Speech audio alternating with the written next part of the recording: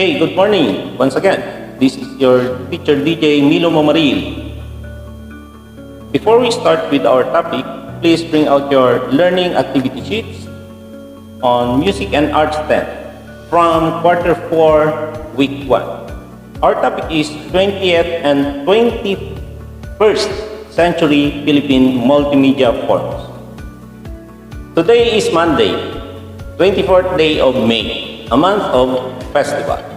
May 1st, San Salvador celebrated its religious barangay fiesta. May 2, Sitio Coto Barangay Taltal also celebrated their fiesta. May 14 in Barangay Bunga, May 15 in Taltal, and just this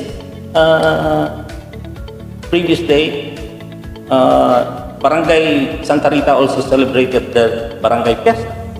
Now, fiesta or festival was not only celebrated in most barangay, but it was also celebrated by most towns in our country. Events to which Filipinos gather not just only for fellowship or chibugan, christening or binyagan, but Filipinos have these multimedia forms in celebrating the fiesta like Moro Moro. We Masinloqueños have this ati-atihan or binabayani, which were performed by our talents. Now, what you need to know for this 20th and 21st century Philippine multimedia forms. This learning activity sheet is designed to impart you essential information, skills, and values to take part in understanding, performing, and appreciating the 20th and 21st century Philippine multimedia forms. For your learning competency, you are expected to describe on how idea or story in a musical play is presented by watching a live performance or video clip or excerpts. And for your objective, at the end of this lesson, you are expected to, number 1, enumerate the different 20th and 21st century Philippine multimedia forms.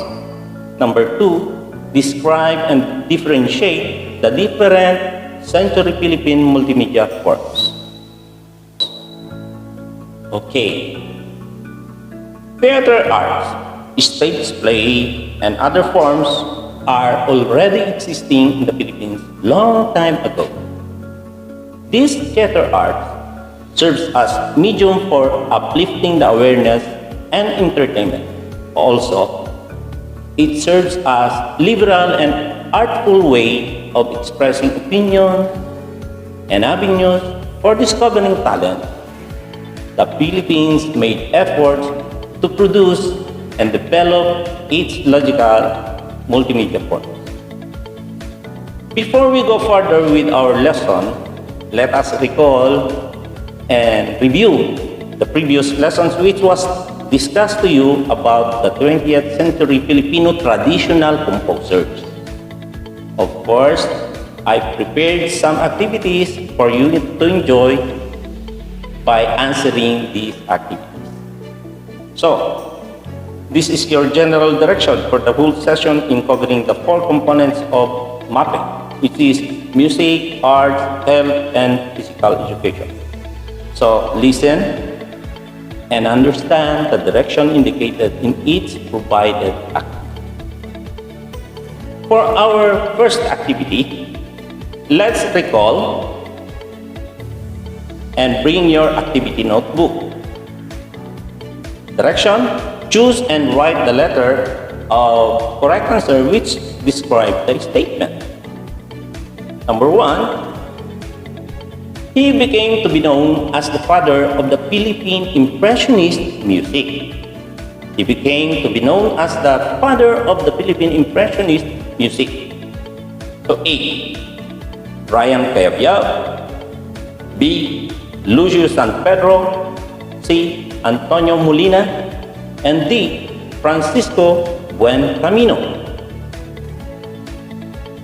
The correct answer is letter C, Antonio Molina. Okay, number 2. He incorporated Philippine folk elements in his composition with Western forms. He incorporated Philippine folk elements in his compositions with Western form. A. Hilario Rubio. B. Lucio San Pedro.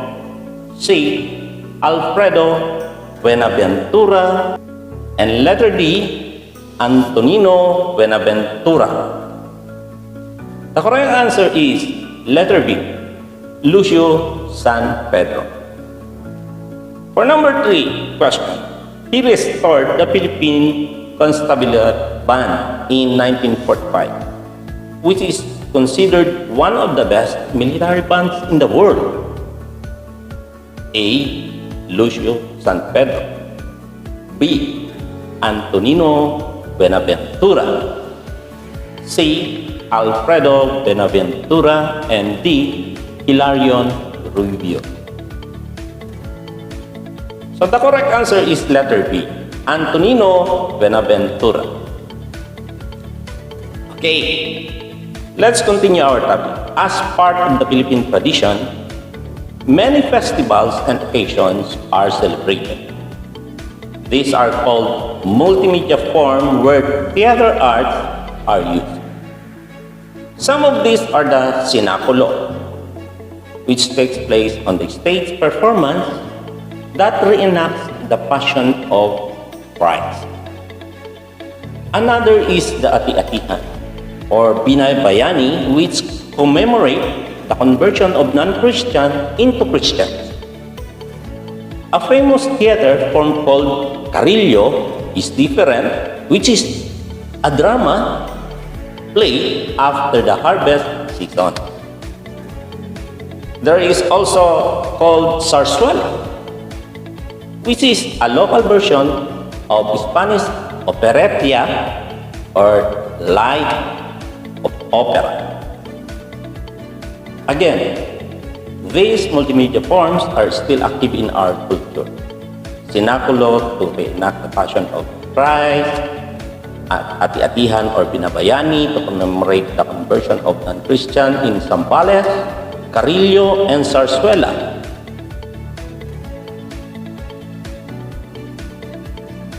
So, have you ever tried to watch an opera? No? Not yet? Well, let's understand what is opera. Opera is an art and musical form in which singers and musicians perform a dramatic work combining text called libretto and a musical score using an elaborative theatrical setting.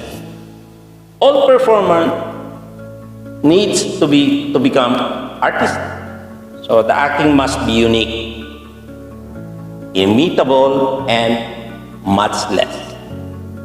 It incorporates many of the elements of spoken theater, such as acting, scenery, costumes, and sometimes dance.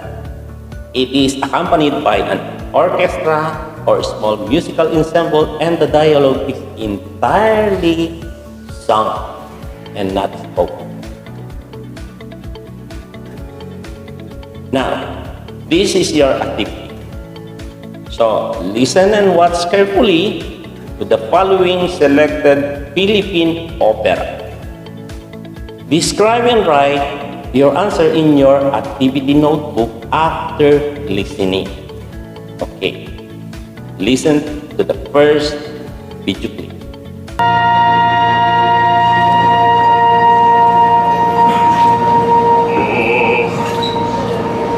Diyos makapangyarihan, patawarin mo sana ako sa nagawang kasalanan.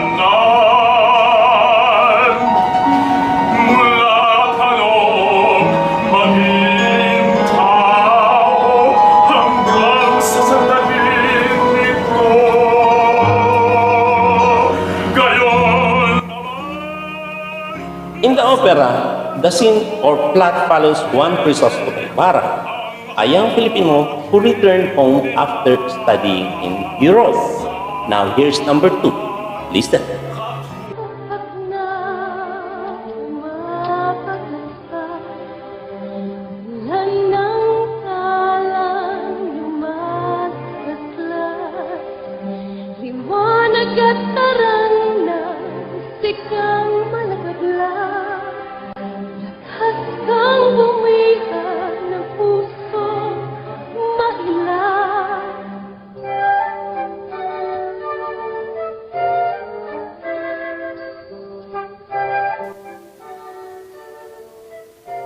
Ramahari, translated as King Rama, is the Philippine adaptation of the Indian epic Ramayana set to music, drama, and dance.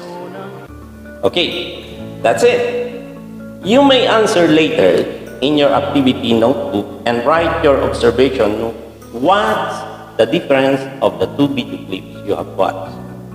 Now for the retention, let's see what you have learned in our discussion. So, get your activity notebook. The direction is listen and understand each statement. Write the statement and answer in your activity notebook. Encircle the letter that corresponds to the correct answer. Number 1 question. Perform to reenact the Passion of Christ. Answers to be chosen are A. Sinaculo, B. Carillo, C. Zarzuela, and D. Ati-atihan or binabayan. For number 2, this was performed and played after harvest season. A. Sinaculo, B. Carillo, C. Zarzuela, and D. Ati-atihan or binabayan. Number 3, this was performed to commemorate the theoretical history of Christian religion and the conversion of non-Christian into Christian. A. Sinaculo, B. Carillo, C. Zarzuela, and D. Ati-atihan or binabayan. Okay, that's end our today's lesson for music and art. So don't forget to accomplish your activities and submit your activity notebook on Friday. Now, let's proceed to the next component of MAPEH, which is PE and health. For your learning competency, you are expected to perform and record own resting heart rate for the RHR. And for our objective, at the end of our lesson, you are expected to, number 1, assess physical activities, exercises, and eating habits.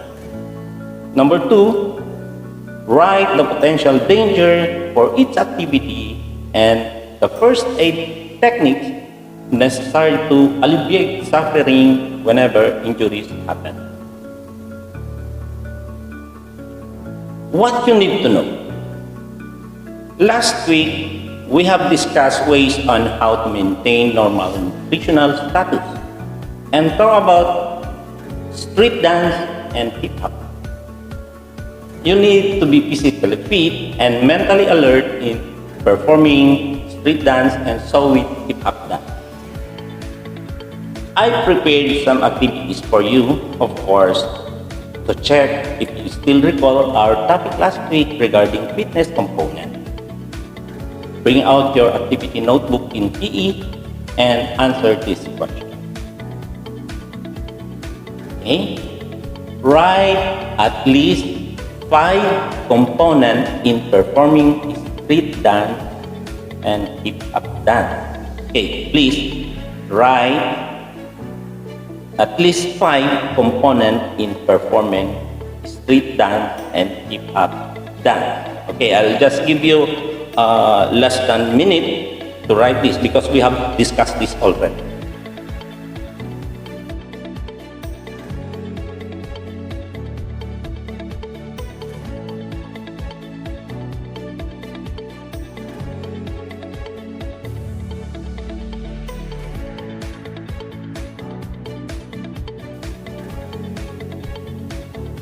Okay, so in performing street dance and hip-hop dance, you must have speed, the balance, muscular strength, the muscular endurance, cardiovascular endurance. And aside from that, you have also the power, coordination, agility, the flexibility, reaction time, and the body composition. Copy in your activity notebook and put check mark on the recreational activities you perform to assess your physical activities and exercises. Okay, we have two charts here in your module, and please copy on your activity notebook. The chart, Okay. Again, put mark on the column always, seldom, and never. The column always, seldom, and never. Recreational activities you have performed to assess your physical activities and exercises. So as you can see, you have basketball, badminton, swimming, cycling, so on and so forth.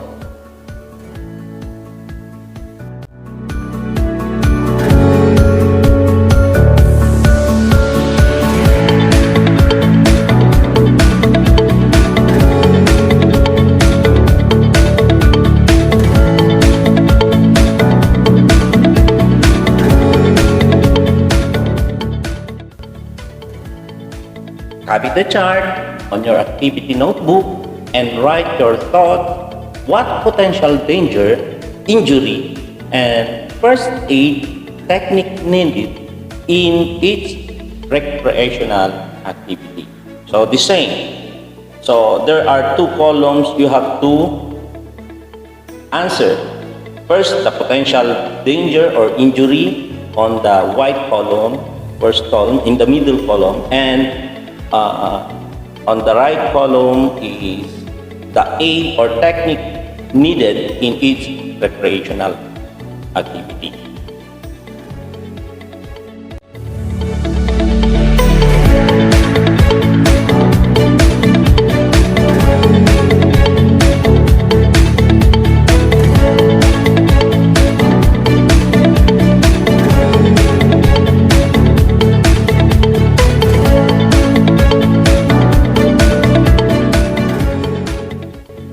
Okay.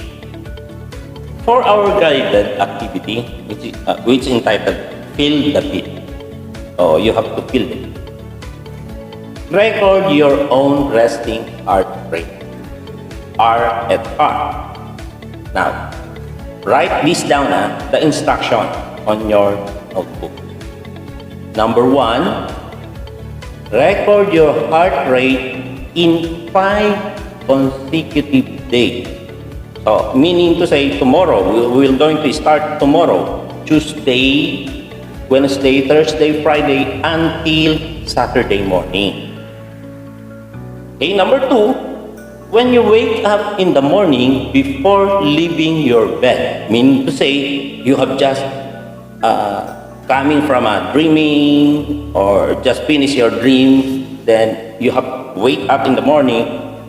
But make sure that before leaving your bed, you have to take the record. Okay, number 3. Place your pointer, the middle finger, on your pulse on opposite wrist. This is the opposite wrist and not this one. No. So put this pointer and middle finger on your pulse on opposite wrist. just below the thumb radial pulse. So this is the thumb and this is our pulse. So you can feel the beat there. So, no, don't use your thumb to check your pulse, as the artery in your thumb can make it harder to count accurately. Number 4, once you feel the pulse, count how many beats you feel in 60 seconds, meaning to say 1 minute. You have to count 60. And number 5, the number of the beat indicates your heart rate. So example, 80 BPM. Number 6, after completing the data of your heart rate in 5 days, add all the data. Your beat per minute. Beat per minute. Letter B of number 6, divide the total data of your heart rate. Okay, here's the formula. For example, day 1, Tuesday, tomorrow morning, you have counted BPM 65. So beat per minute is the acronym of BPM. So you have counted 65. Day 2, 63. Day 3, 67. Day 4 is 60, and day 5, 65. So a total of 320 BPM. You have to divide that in 5 days. So now, the sum is 64 BPM. So you have 64 resting heart rate, which is RSR. The normal heart rate when you're not active is 60 to 100 beats per minute. So meaning to say, when you wake up in the morning, when you take up your BPM, it should be 60 to 100 beats, and that's normal. But if you're now active, wait for at least 5 minutes before taking your pulse. If you're exercising hard, it's normal to get up to 160 BPM or more. Observe, the harder your body is working, the faster your heart will beat. Let's love our heart so that we don't get heart attack. How? Of course, by having regular exercises and knowing what food we must intake. Let's now have your assessment to check and analyze what you eat. Honesty is the best policy. So be honest in choosing your answer. Please bring now your activity notebook and write your answer. For the direction, so let's be clear on this direction. Draw a heart if the food is healthy, and an inverted heart if the food is potentially unhealthy. Okay. Number 1, apple. Number 2, cake. Number 3, hot dog. Number 4, milk. Number 5, wheat bread. Number 6, scrambled egg. Number 7, banana. Number 8, coffee. And number 9, soft drinks. And lastly, number 10, chocolate. So, the answer for number 1, of course, heart. Apple. It is nutritional. nutritious. Number two, inverted. Why? Well, it's more on sugar that will increase your blood sugar. Three, hot dog is also considered potentially unhealthy. Number four, healthy. Heart is the drawing. Number five, heart. Number six, inverted heart. Number seven is healthy food. So it is a heart. Number 8, 9, and 10 were considered unhealthy. So inverted heart. Now for letter B, write the word often if you eat the food regularly, at least 3 to 5 times a week. And write seldom if you eat the food at least once or twice a week only. Okay, number 1, apple. 2, cakes. 3, hot dog. 4, milk. Number 5, wheat bread. 6, fried egg. 7, banana. 8, coffee. And 9, soft drinks. 10, chocolate. So, supposed to be, your answer must be number 1, often. You have to eat apple very often.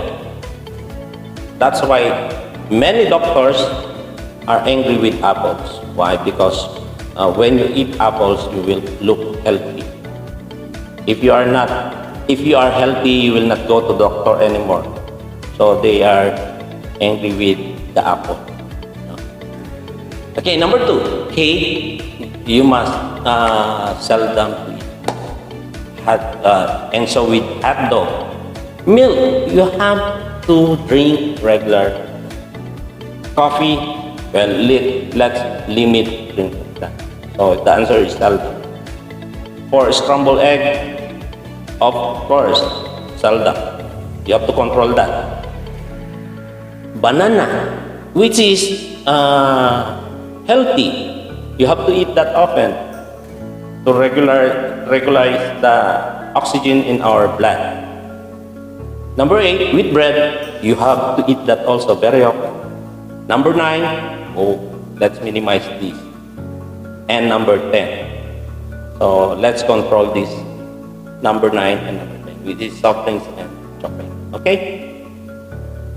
So, based on your answer, you may now opt for the better and best food to take. So love your heart and refrain from junk food. Okay, that's end our today's lesson for music and arts being health. I hope you have learned a lot. Thank you for your time and participation. And again, happy learning. Stay safe. Bye-bye and see you soon. So, credits to our district MAPEH coordinator, Sir Ricky Yala. For my school head, Fernando M. Quedes. And for our school district supervisor, Ma'am Tony Iñalosa.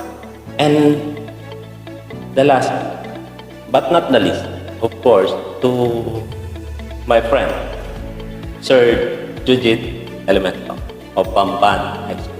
So thank you very much. See you soon.